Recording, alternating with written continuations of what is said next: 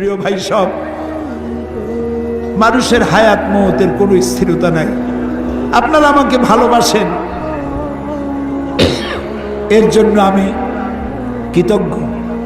আমি আপনাদের কাছে দোয়া চাই, যেদিন আপনাদের কানে যেদিন খবর আসবে সাইদি নাই, একদিন ইতিহাস থেকে আমিও হারায় যাব। কিয়ামতের দিন আল্লাহ যেন আমাকে মাফ করে দেন। আমি কিচ্ছু চাই না আল্লাহর কাছে। আল্লাহ যদি বলেন কিয়ামতে তোরে মাফ করে দিলাম, এর থেকে বড় পাওনা আমার নাই।